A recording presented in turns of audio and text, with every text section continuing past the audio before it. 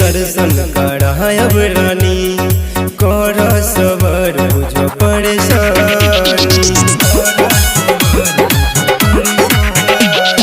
माई के दर्शन करायब रानी कर सबर बुझ परेशानी। तोरा ललसा के पूरा करे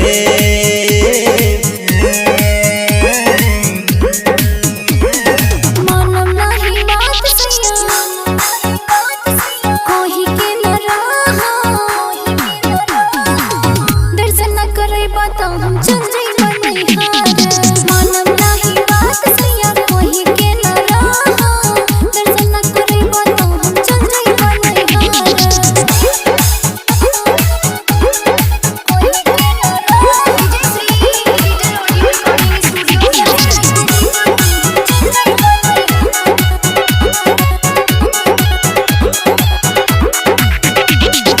जबले न पूरा यार मान करब तबले न राउर कोनो काम करब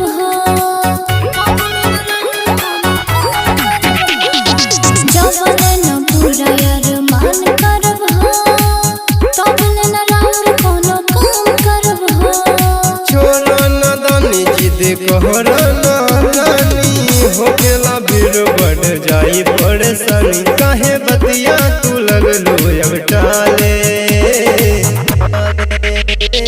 बतिया न मन सैया कोही के न रहा दर्शन न करे बताओ हम चल जाइबा नैहर।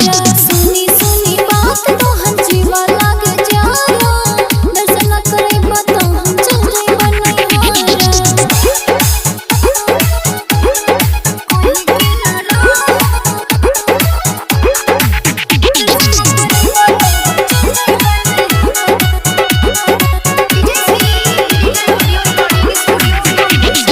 सुनतानी माई के महिमा महान हो दर्शन कैला से होला पूरा यार मान हो दर्शन कैला से होला पूरा। सुनतानी माई के महिमा महान हो दर्शन कैला से होला पूरा यार मान हो। ऊंचे पर्वत बसल माई के नगरिया कैसे के जेबो लंबी कठिन डगरिया।